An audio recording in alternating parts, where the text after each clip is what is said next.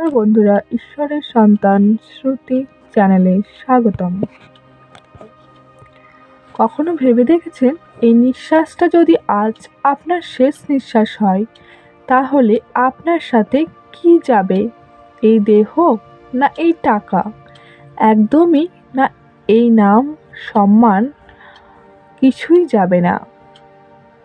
যাবে শুধু একটাই জিনিস, আপনার কর্ম। গরুর পুরাণে বলা হয়েছে মানুষ জন্মের দিন থেকেই মৃত্যুর পথে হাঁটে, কেউ আজ কেউ কাল, কিন্তু কালকেই রেহাই দেওয়া হয় না। আজ যে মানুষটা হাসছে, কথা বলছে, কাল সেই মানুষটাই নিথ্য দেহ হিসেবে পড়ে থাকে। চারপাশে কান্না, শোরগোল, আত্মীয় স্বজন, কিন্তু সে কিছুই শুনতে পায় না, কারণ দেহ শেষ। কিন্তু আত্মার যাত্রা তখনই শুরু হয়। গরুর পুরাণ বলে মৃত্যুর পরে আত্মাকে নিয়ে যাওয়া হয় কর্মফলের বিচারে। সেখানে প্রশ্ন করা হয় না তুমি কত ধনী ছিলে, কত বড় পদে ছিলে। প্রশ্ন একটাই, তুমি কি কর্ম করেছো? বাবা মায়ের সঙ্গে কেমন ব্যবহার করেছো? অসহায়কে সাহায্য করেছো না অপমান? অনেকে প্রশ্ন করে মৃতদেহের কাঁধ দেওয়া পুণ্য না পাপ? অনেকেই ভয় পায় মৃতদেহের কাঁধ দিলে নাকি পাপ লাগে। গরুর পুরাণ স্পষ্ট করে বলে মৃতদেহের কান দেওয়া কোনো পাপ নয়, বরং এটা মানুষের শেষ দায়িত্ব, শেষ শ্রদ্ধা, শেষ কর্তব্য।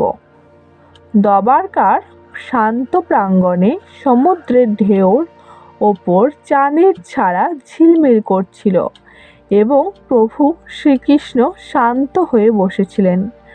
ঠিক তখনই আকাশে এক মধুর কম্পন হলো।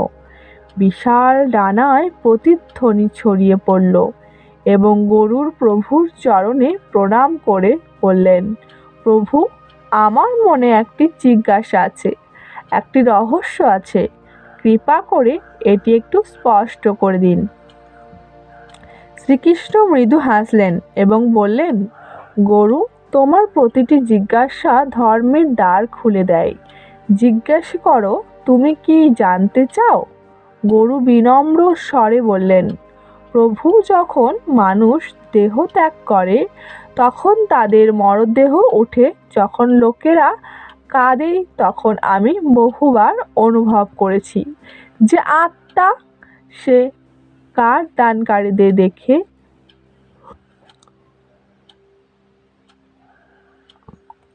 যেন কোনো অদৃষ্ট দৃষ্টি দিয়ে তাদের পরখ করে। প্রভু, এটি কেন হয়? এ কি শুধু প্রথা, নাকি এর পেছনে কোনো গভীর দিব্য রহস্য লুকিয়ে আছে? তখন শ্রীকৃষ্ণ বললেন, গরুর মৃত্যু হলো সেই দরজা যেখানে থেকে আত্মা সংসার থেকে বিদায় নিয়ে একটি নতুন পথ ধরে। আর যখন নরদেহ ওঠে একটি নতুন পথ ধরে। আর যখন নরদেহ ওঠে তখন কেবল একটি শরীরই ওঠে না, বরং একটি গোটা জীবন, তার কর্ম, তার স্মৃতি, তার অপূর্ণ অনুভূতি, তার পাপ এবং পুণ্য ওঠে। আর সেই আত্মায় কিছু সময় পর্যন্ত তার শরীরের কাছে ঘোরাঘুরি করে। সে দেখে যে তার অন্তিম যাত্রা কে এলো, কে এলো না, কে শ্রদ্ধা নিয়ে দাঁড়িয়ে আছে আর কে কেবল লোক দেখানো করছে। এই কারণে আত্মা সে কাদানকারীদের দেখে এবং পরখ করে।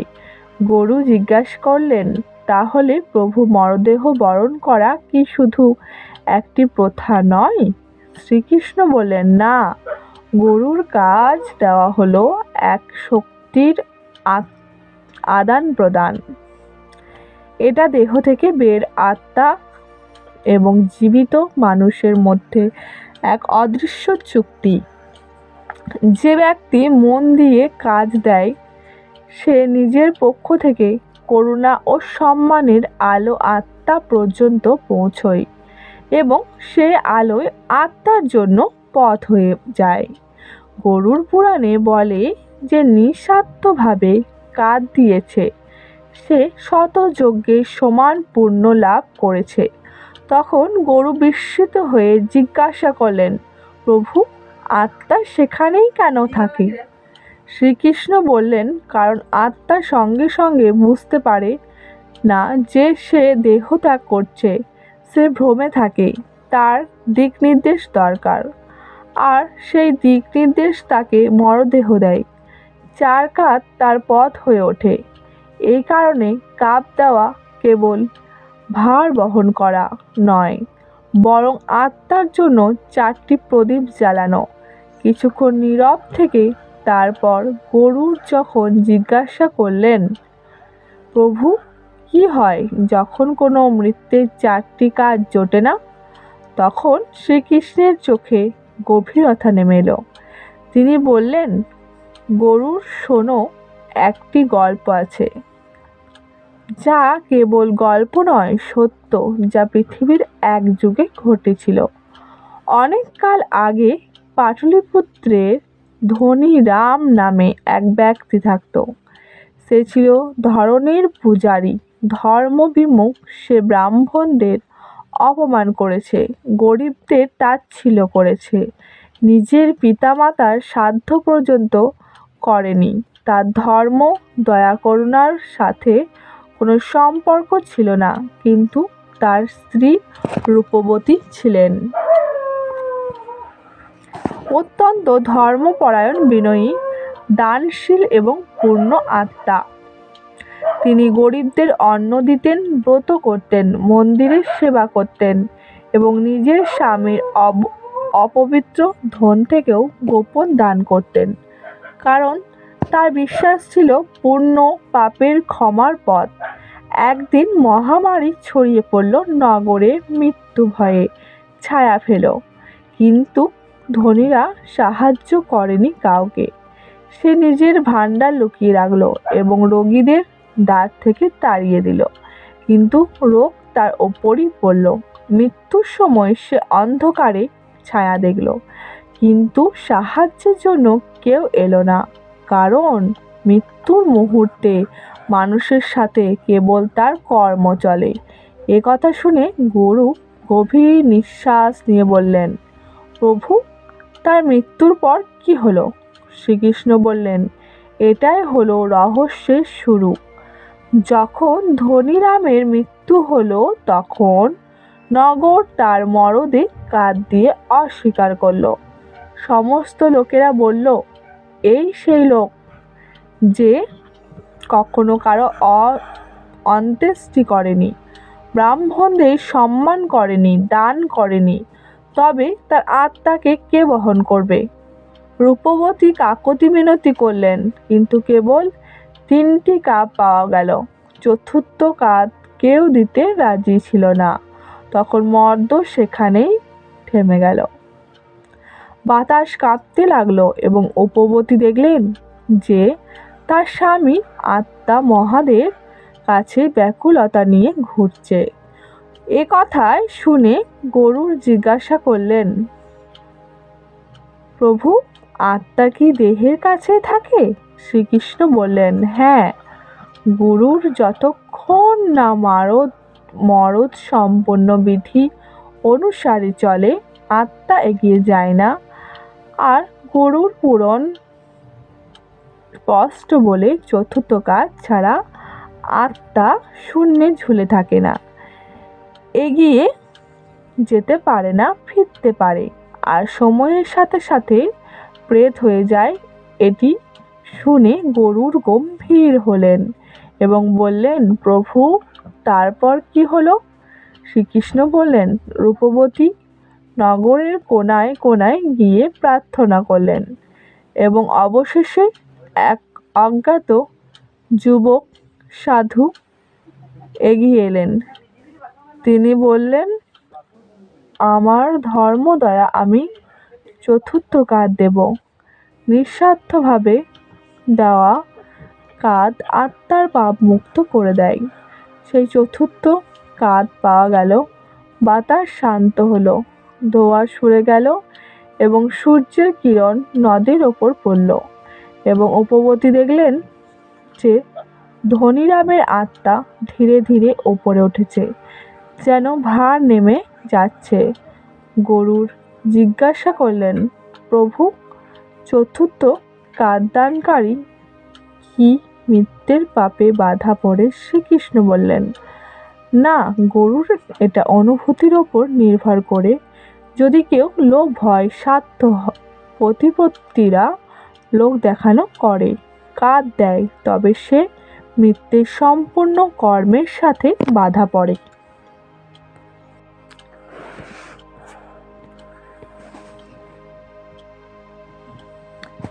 শ্রীকৃষ্ণ বললেন, না, গরুর এটা অনুভূতির ওপর নির্ভর করে। যদি লোভ, ভয়, স্বার্থ, প্রতিপত্তিরা লোক দেখানো করে, কাঁধ দেয়, তবে সে মিথ্যের সম্পূর্ণ কর্মের সাথে বাধা পড়ে। কিন্তু যে শ্রদ্ধা, দয়া এবং করুণা দিয়ে কাঁধ দেয়, সে কেবল আত্মার মুক্তির মাধ্যম, হয় না পাপ, না বন্ধন। শ্রীকৃষ্ণ আরও বললেন, চতুর্থকার চারটি পুরুষার্থের অর্থাৎ ধর্ম, অর্থ, কাম এবং মোক্ষের প্রতিনিধিত্ব করে, এবং যদি এর মধ্যে কোনোটি অপূর্ণ থাকে, তবে আত্মার পথ আটকে যায়। তাই চতুর্থ কাজ হলো ঈশ্বর দ্বারা দেওয়া অন্তিম সুযোগ। যেমন প্রদীপ অন্ধকারে পথ দেখায়, তেমন চতুর্থকার আত্মাকে দিক নির্দেশ দেয়। এরপর গরু বিনম্রভাবে জিজ্ঞাসা করলেন, প্রভু, আত্মা কি কখনো ইঙ্গিত দেয় সে মুক্ত হয়নি? শ্রীকৃষ্ণ বলেন, হ্যাঁ, গরুর যখন আত্মা গুরুতর পাপে বাধা থাকে এবং নিঃস্বার্থ চতুর্থ পায় না, তখন ইঙ্গিত পাওয়া যায়। বৃষ্টি শুরু হয়ে যায়, আগুন জ্বলে না, কাঁদানকারী হঠাৎ অজ্ঞান হয়ে যায়, মরদেহ পড়ে থাকে, দাহ সংস্কারে বাধা আসে। এইসব ইঙ্গিত হলো যে আত্মা এখনো দেহ থেকে মুক্ত হয়নি। তখন গরুর মনে শ্রদ্ধা এবং বিস্ময় জেগে উঠলেন। তিনি বললেন, তাহলে প্রভু, কার দেহ তো সত্যি মহান তপস্যা? একথা শুনে শ্রীকৃষ্ণ হাসলেন এবং বললেন, গরুর কাজ দেওয়া কেবল দেহ বহন করা নয়, এটা আত্মাকে তার কর্মের জাল থেকে একেবারে বাইরে নিয়ে আসা। এটা মানুষের নয়, আত্মার অবলম্বন হওয়া। এটা সেই অন্তিম মুহূর্তে ঈশ্বরের কাজে অংশীদার হওয়া। এই কারণে কাজ শ্রদ্ধা দিয়ে দেওয়া উচিত, শান্তি দিয়ে দেওয়া উচিত, পবিত্র মন দিয়ে দেওয়া উচিত, কারণ এটি একটি আত্মার অন্তিম যাত্রায় তোমার অংশগ্রহণ। শ্রীকৃষ্ণ শেষে যাত্রায় বললেন, গরুর মৃত্যু শেষ নয়, এটি একটি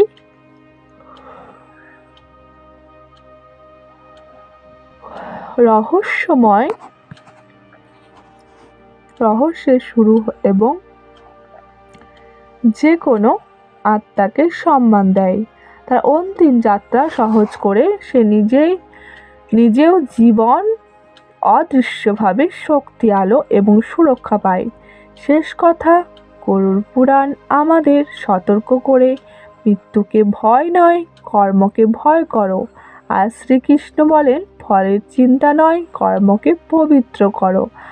আজই সময়, আজই বদলাও, কারণ মৃত্যু কোনো নোটিশ দিয়ে আসে না।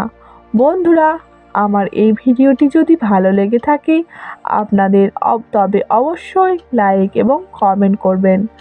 আর এরকম ভিডিও পেতে গেলে জয় জগন্নাথ, এরকম ভিডিও পেতে হলে ঈশ্বরের সন্তান শ্রুতি চ্যানেলটিকে সাবস্ক্রাইব করে নেবেন।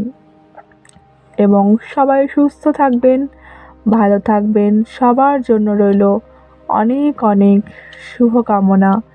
জয় শ্রীকৃষ্ণ।